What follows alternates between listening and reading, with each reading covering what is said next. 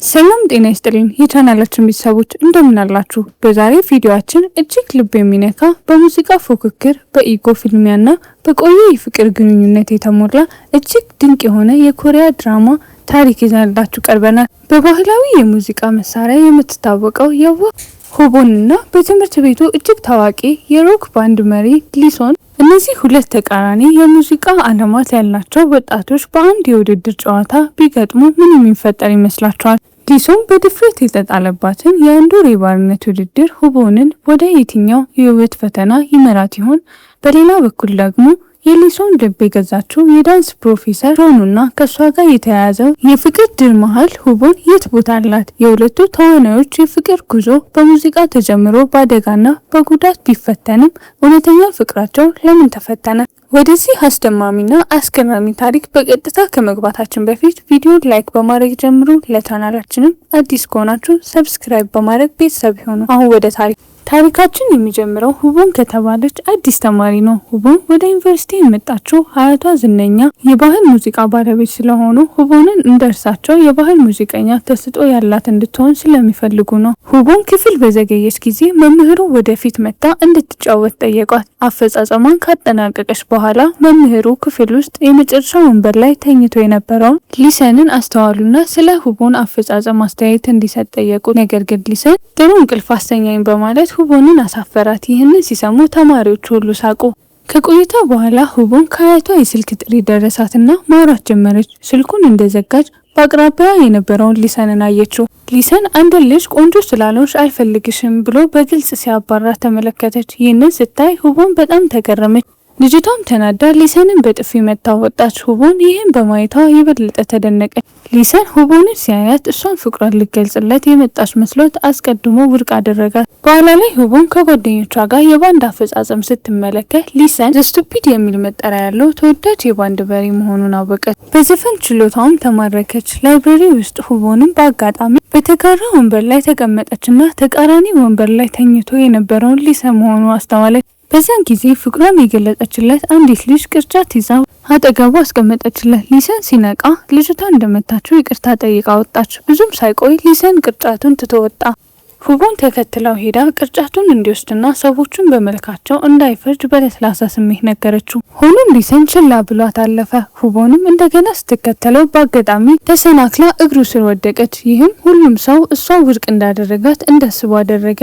ሊሰን ጨካኝና ግትር በመባል ቢታወቅም በድብቅ የዳንስ መምህራ ጆኑን ይወዳል። ነገር ግን ጆኑ እሱ ከሷ እድሜ ስለሚያንስ እንደማትወደውና እሷም ዳይሬክተሩን ሲኦንን እንደምትወደው ይታወቃል። ጆኑ በኋላ ላይ የሊሰንን ባንድ በታመመ መምህራቸው የገቢ ማሰባሰቢያ ፕሮግራም ላይ እንዲጫወቱ ጠየቀቻቸው። ይህም ለሕክምና ወጪ የሚሆን እርዳታ ለመሰባሰብ ነው። ነገር ግን በዝግጅቱ ምሽት ሊሰን አልመጣምና የሊሰንን ዘፈን ብቻ ለመስማት የመጡ አድናቂዎች ገንዘባቸውን እንደሚመለስላቸው ተቆጡ። ሁቦን ምን ማድረግ እንዳለባት ግራ ተጋብታ ስሜቱን ለማራገብ በራሷ መንገድ ዘፈነች። ይህም ኦኩን የተባለ የብሮድዌይ ዳይሬክተር በድምጿ እንዲደነቅ አደረገው። ኦኩን የትምህርት ቤቱ ዓመታዊ ክብረ በዓል የሚያዘጋጅ ዝነኛ ፕሮዲሰር ነው። ምንም እንኳን የሊሰን አለመኖር ፕሮግራሙን ለውድቀት ቢዳርገውም ሴዩን በውቦ ተስጦ ተማረከና በአፈጻጸሟ በጣም አወደሳት። ከዚህ በፊት ዘፍና እንደምታጠየቃት ሁቦን ግን ለመምህሯ የሕክምና ወጪ ለመክፈል ብቻ እንደዘፈነች ነገረችው። ሁቦን በአውቶቡስ ስትሄድ ሴዩን አንድ ነገር እንደረሳች አስተዋለ። ተከትሏት ሄደ። ነገር ግን ሲደርስ መምህሯ በመሞቱ ሁቦን ስታለቅስ አያት። ይህን ካወቀ በኋላ ሴዩን በዝምታ አጽናናት። በማግስቱም የባንዱ የከበሮ መቺ ለሊሰን ሁቦን የጠፋባትን የሙዚቃ ፕሮግራም በመከተሏ ገንዘብ እንዲሰጣት ነገረው። ሊሰን ግን ብቻውን ሊያገኛት ፈራ። ስለዚህ ጓደኛውን እንዲሄድ ጠየቀው። ጓደኛው ግን የእሱ ጥፋት ስለሆነ እሱ ራሱ እንዲሄድ ተናገረ። በኋላ ሊሰን ሁቦንን ሊያገኛት ሲሄድ ሙዚቃ ስትጫወት አያት። ወደ እሷ ሄዶ ገንዘቡን ያለበትን ፖስታ ወረወረላት። ነገር ግን ትዕቢተኛ ስለሆነች ገንዘቡን እምቢ አለችው። ሊሰን ተናደደ። ክንዷን ይዞ ሁለቱም ባንዶቻቸው በአደባባይ እንዲያቀርቡና የተሸነፈው ያሸናፍ ባሪያ እንዲሆን ለአንድ ወር ተገዳደረ። ስለዚህም ሁለቱም ለውድድሩ ልምምድ ማድረግ ጀመሩ። ምሽት ላይም ሊሰን በልምምድ ክፍል ከባንዱ ጋር ያለ ከበሮ መቺው ተናዶ ገባ። ሁቦን ገንዘብ ታሰባስብለት የነበረው መምህር ከሁለት ቀን በፊት መሞቱን ለሊሰን ነገረው። ይህን ሲሰማ ሊሰን ሁቦን ለምን እንደዛ እንደተናደደች ተረዳ። በመጨረሻም የውድድሩ ቀን ደረሰ። ሊሰንና ባንዱ ዘስቱፒድን አቀረቡ። አፈጻጸሙ ሁሉ እንዲወደው አደረገ። ሊሰንና ባንዱ አስደናቂ አፈጻጸም አቀረቡ። ከዚያም ሁቦንና ባንዷ ወደ መድረክ ወጡ። ነገር ግን እድል አልረዳቸውም። ምክንያቱም እየተጫወቱ ሳለ የሙዚቃ መሳሪያው አውታር ተበጠሰ፣ አፈጻጸሙ ተቋረጠ። በዚያም ምክንያት ሁቦንና ባንዷ ተሸነፉ። እንደ ቅጣት ለአንድ ወር የሊሰን አገልጋይ ሆነች። በሌሊት ሊሰን እና ሁቦን በአጋጣሚ መንገድ ላይ ተገናኙ። ሁቦን በሽንፈቱ አዝና ነበር። ነገር ግን ሊሰን ሳይሳለቅባት በጥሩ እንደተጫወተች በለስላሳ ነገራት። የሙዚቃ መሳሪያው አውታር ባይበጠስ ኖሮ ውጤቱ የተለየ ሊሆን እንደሚችል ተናገረ። ከዛም በኋላ ሊሰን በፕሮግራሙ ላይ ባለመገኘቱ ይቅርታ ጠየቀና ስለ መምህሯ መሞት ማዘኑን ገለጸ። ለፕሮግራሙ ያልመጣበት እውነተኛ ምክንያት ነገራት። እህቱ ቀዶ ጥገና ስለምታደርግ እሷን ማጀብ አስፈላጊ ነበር። ይህንን በሰማች በኋላ ሁቦን ሊሰን ደግ ልብ እንዳለው ተረዳችና ይቅርታ አደረገችለት። በዚህ ጊዜ እሱን መውደድ ጀመረች። ነገር ግን እሱ ትኩረቱን ሙሉ በሙሉ ለጁን ስለሰጠ እሷን ችላ አላት። ይህ በእንዲህ እንዳለ ጁኖ አሁንም የነበረውን ግንኙነት እንደቀጠለ ዳይሬክተር ሲሆኑን ትወድ ነበር። ሲሆን የሙዚቃ ፌስቲቫሉን ለመምራት ወደ ትምህርት ቤቱ መጣ። ሆኖም የሚረዱትን መምህር የፕሬዝዳንቱ ሚስት በጫና ሴት ልጃቸውን ጂዮንን ዋና ተዋናይ እንዲያደርጉ አደረጉ። በአጋጣሚ ከበሮ መቺው ጂዮን በጨረፍታ አይቶ ፍቅሯን ያዘና በሞተር ሳይክሉ ሊያደርሳት ሲል ዝናብ ስለዘነበባት ታመመችና ኦዲሽኑን ጥፋተኝነት ስሜት የተሰማው ከበሮ መቺው በድብቅ ኦዲሽን እንድታደርግ መድረክ አዘጋጀላት። ሁቦንም ኦዲሽኑን አደረገች እና ሊሰን ለኦዲሽኑ ውስጥ መሳተፉን አይታ ተገረመች። በኋላም ልጁን ባለው ፍቅር እንደተሳተፈ ተረዳች። ሲሆን ሁቦንን ወደ ተዋናዮች ቡድን ሲያካትታት ሌሎች ልጃገረዶች የሙዚቃ ቡድን ውስጥ ስለሆነች ብቻ እንደሚደግፋት አሰቡ። ሁቦን በተሰጥኦ የቅናት ስሜት የተሰማች ጂዮ ሁቦንን አዋረደቻትና ከሲዮን ጋር እንደምትጫወት ከሰሰቻት። ጆንም ሁቦንና ሲዮን እየተቀራረቡ መሆናቸውን አስተዋለችና ቀናች። ሊሰን አሁንም ጆኑን ልብ ለማሸነፍ ይሞክራል። ነገር ግን ጆኑ ሲዮንን በፍቅር ስትመለከት ቅናት ይገባዋል። በኋላ ጆኑ ሲዮንም አግኝታ ስለ ሁቦን የነበራት ቅሬታ ገለጸችለት። በኋላ ተገናኝቶ አለመግባባታቸውን ሊፈቱ ተስማሙ። ነገር ግን ሊሰን መጥቶ ለጆኑ የአንገት ሐብል ሰጣት። በኋላ ሲሆን ሁቦንን ወደ ቤት ሲወስዳት ሊሰን ጆኑን ሲስም ተመለከቱ። ልቧ የተሰበረው ሁቦን ሊሰን እንደምትወድ ተረዳች። ሲሆን ግን ቀና ብሎ ጆኑን አልተመለከታትም። በኋላ ጆኑ የአንገት ሐብሉን መለሰችለትና መቼም እንደማትወደው በግልጽ ነገረችው። ሊሰን በጣም ተጎዳ። ሁቦን ልታጽናናውና ስሜቱን ልትገልጽለት ሞከረች። ነገር ግን እሱ በጭካኔ ገፋ። ሊሰን ጊዜውን ከበፊቱ ዝነኛና አሁን እየሞተ ካለው አባቱ ጋር አሳለፈ። በኋላ ሊሰን ለጆኑ የሰጠውን ሐብል ወረወረው። ሁቦንም በጆኑ ላይ የነበረውን ስሜት ቅዠት እንደሆነ እንዲገነዘብ ረዳችው። በመጨረሻ ይህን ተቀብሎ ከአንድ ወገን ፍቅሩ ተላቀቀ። በአጋጣሚ ሊሰን የሁቦን ጎረቤት ሆነ። በትምህርት ቤት ሁቦን በአገልጋይነት ወሯ እንዳለቀ አስታወሰች። እሱም የመጨረሻ ስራ ሰጣት። የጠፋ የአንገት ሐብል እንድትፈልግ አዘዛት። እሷም አገኘችውና የአንዲት ሴት መሆኑን ተረዳች። የሊሰን አባት መሞቱን ስትሰማ ልታጽናናው ሮጠች። ነገር ግን ጆኑ እዛ ነበረች። ሐብሉን የጆኒ እንደሆነ ተረዳች። የተጎዳችው ሁቦን ሐብሉን መለሰችና ሊሰንን እንደማትወደው ነገረችው። የሚገርመው ንግግሯ በጣም አሳመመውና መናፈቁን ጀመረ። የትም ቦታ እሷን መከተል ጀመረ። የቡድን ጉዞዎችንም ባይወድም እንኳን ለእሷ ሲል ተሳተፈ። እሷ ስትተኛ ወደ ቤቷ ይሸከማት ነበር። በኋላ ሀያቷ የፌስቲቫሉ ኦዲሽን እንዳትሳተፍ ቤት ውስጥ ሲቆልፉባት ሊሰን እንድታመልጥ ረዳት። ሁቦንም በድምጿ ሁሉንም እንዲደነቅ አደረገች። ነገር ግን የፕሬዝዳንቱ ሚስት ባደረጉት ጫና ጂዩ ዋና ተዋናይ ሆና ተመረጠች። ሁቦ ወደ ቤት ስትመለስ ሊሰን ለአጅባት አቀረባት። ነገር ግን እሷ ከሲዮን ጋር ሄደች። ይህም ሊሰን ችላ እንደተባለ እንዲሰማ አደረገው። የሁቦ የልደት ቀን ላይ ከደረጃ ላይ ወድቃ ሆስፒታል ገባች። ሊሰን ሲጠይቃት ሄዶ እንዳስረሳው ጠይቃት። በኋላም በካምፑ ጉዞ ወቅት አጠገቧ ተቀመጠ። በእግር ጉዞ ወቅት እግሯ ሲጎዳ ረዳት። ስሜታዊ በሆነ ወቅት ሊሰን እንደገና እንድትወደው እንደሚፈልግ ተናገረ። ሁቦንም እድል ልትሰጠው ወሰነች። ሆኖም በኋላ ላይ ግንኙነታቸውን ለመደበቅ ስለሚመ በግንኙነታቸው እንደሚያፍር ታስባለች። ሊሰን አድናቂዎቹን ለመጠበቅ እንደፈለገ ገለጻ። ስሜቱን ለማረጋገጥ ትምህርት ቤት እጇን ይዞ በመምጣት ዘፈን ሰጣትና በአደባባይ ሳማት። በኋላ የፌስቲቫል ስፖንሰሮች የቅድመ አፈጻጸም ጠየቁ።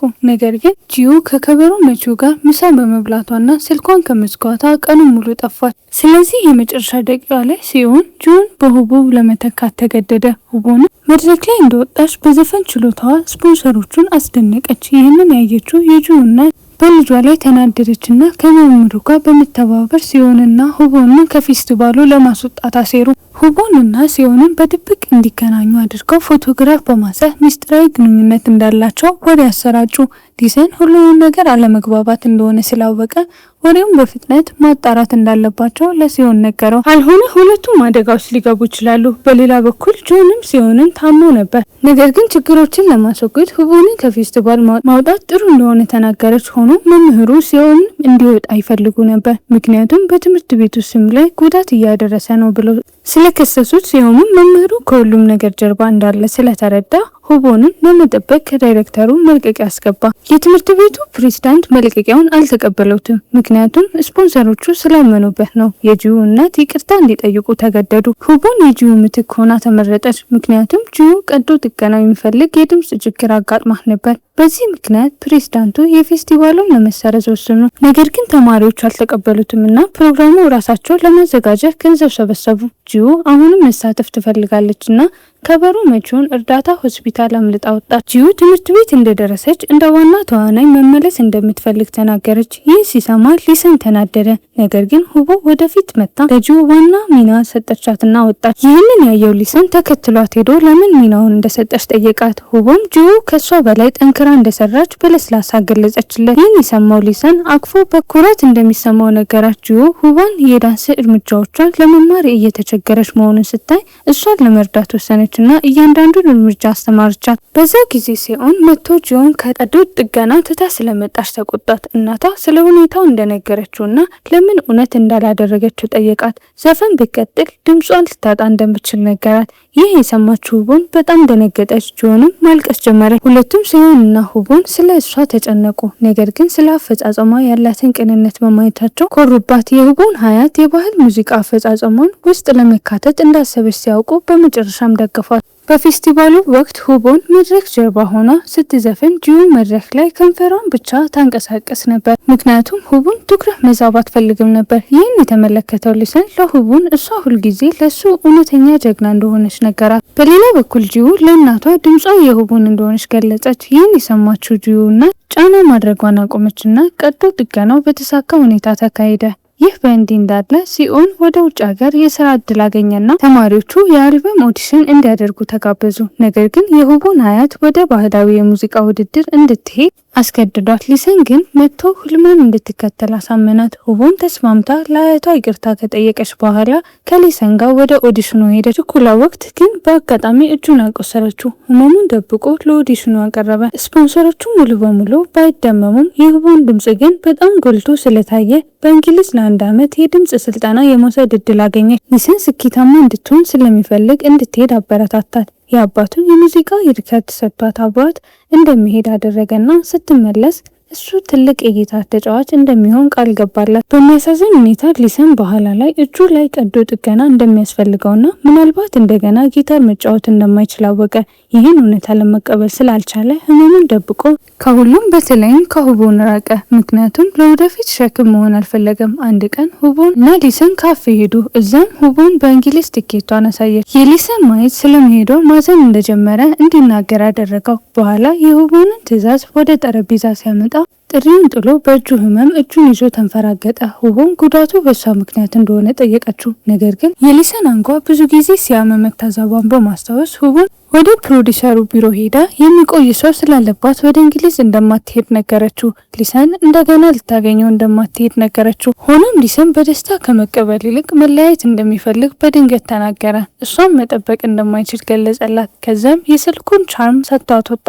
ሁቦንም እንባዋን አፈሰሰች። ልቧ የተሰበረችው ሁቦን ግን ወደ እንግሊዝ ሄደች። ይህ በእንዲህ እንዳለ ሲዮን እና ጁን ታሽተው ወደ ውጭ ሀገር ለመሄድ ተዘጋጁ። ከአንድ ዓመት በኋላ ሁቦን ዝነኛ ነጠላ ዘፈን አውጥታ ስኬታማ ዘፋኝ ሆና ወደ ኮሪያ ተመለሰች። ከሊሰን ጋር ተገናኘችና የሰጣትን የሙዚቃ ሬከርድ መለሰችለት። ነገር ግን እሱ ጊታር መጫወት እንደማይችል ለመደበቅ ቀዝቃዣ አደረጋት። በሌላ በኩል ሲዮን ወደ ውጭ ሀገር ከመሄዱ በፊት ሊሰን የሆነ ነገር እየደበቀ መሆኑን ስለጠረጠረ አውቆ ነበር። ስለዚህ ጥርጣሬውን ለማረጋገጥ ሲዮን የሊሰንን አንጓ በኃይል ጨመቀው። ሊሰን በህመም ፊቱን አዙሮ እጁን ሳበ። ይህንን ሲያይ የሲኦን ጥርጣሬ ወደ እርግጠኝነት ተቀየረና እውነቱን እንዲነግረው ጠየቀው። ሌላ አማራጭ የሌለው ሊሰን አንጓው እንደተጎዳ ቀዶ ጥገና እንደሚያስፈልገው አምኖ ተቀበለ። እንዲሁም የሁቦንን ስራ እንዲያበላሽ ለሁቦ ምንም እንዳይነግራት ሲኦንን ጠየቀ። ሆኖም ለአንድ አመት በኋላ ሲኦንን እና ጁን ከውጭ ሀገር ሲመለሱ እና ሲኦን ከሁቦን ስለ ሊሰን ሁኔታ ሲያውቅ እውነቱን በሙሉ ነገራት። ሊሰን ጊታር በመጫወት እንደማይችል አወቀች። በጣም ተጎዳች። ሁቦን እንደተወቹ ስላሰበች በራሷ ላይ ተቆጣች። በመጨረሻም ሊሰን ከስሜቱ መሸሽ እንደሌለበት ተረዳ።